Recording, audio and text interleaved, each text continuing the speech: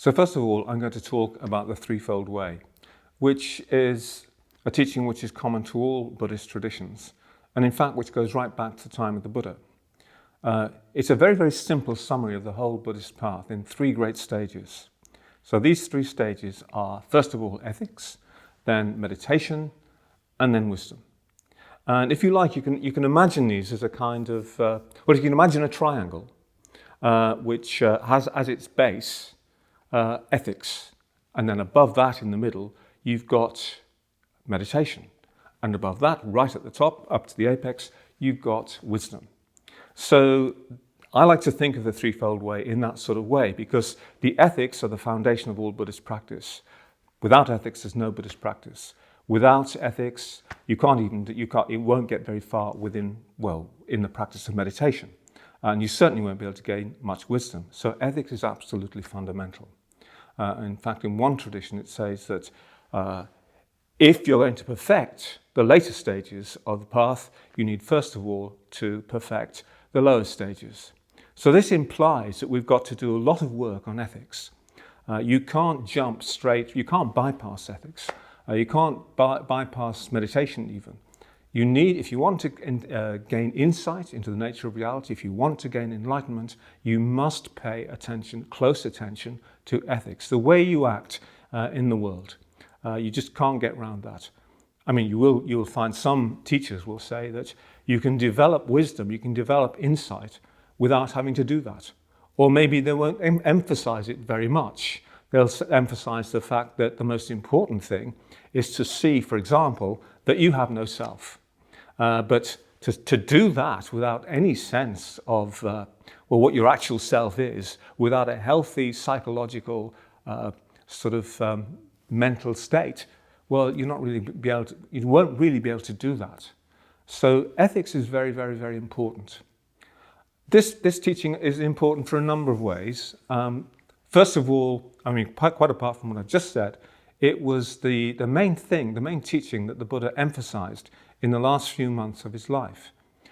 He knew that he was going to die, and before he died, he wanted all his disciples he just wanted to see all his old friends again, to visit them, and to teach them one last time.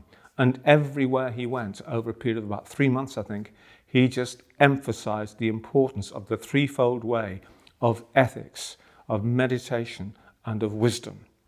So clearly, the fact that it was the last teaching that the Buddha himself gave such a great emphasis to, it's very, very important. It's very, very important in itself and in terms of its content. But it's important because, for another reason, which is that it's very easy to remember.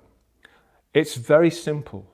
And the Buddha, of course, was speaking to people who were much less sophisticated than we are now, not using that word in any derogatory sense. Life was much simpler in those days. They didn't have an education system in the way that we have become accustomed to in the West. So it had to be very, very simple and easy to remember. And so 3 great stages. But there are many, many different ways of summarizing the Buddhist teaching. The threefold way is just one. It's easy to remember, so it's very useful.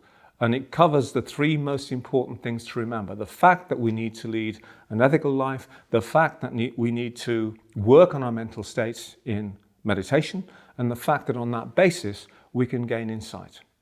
We can gain insight, gain wisdom if you like, ultimately gain enlightenment on the basis of that foundation. So ethics is important if we want to sit and meditate.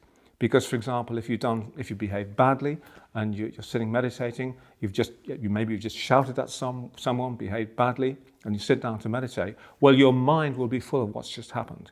It will get in the way. So it's important to work on our ethics if we want to meditate. And if we want to gain wisdom, we can only really do that satisfactorily on the basis of positive emotion. So meditation is very important in that regard. Meditation helps us to focus our mind, bring our mind into a state of concentration, and it also helps us to develop positive emotion. In fact, you could say that the 2 principal characteristics of meditation are concentration, that's to say focus of mind, and positive emotion, a total absence of negative emotion. And only then, on that sort of basis, can we truly begin to see things clearly. These two things are essential if we want to see things clearly, if we want to see things as they really are. And that is the necessary foundation for the development of wisdom, for the development of insight.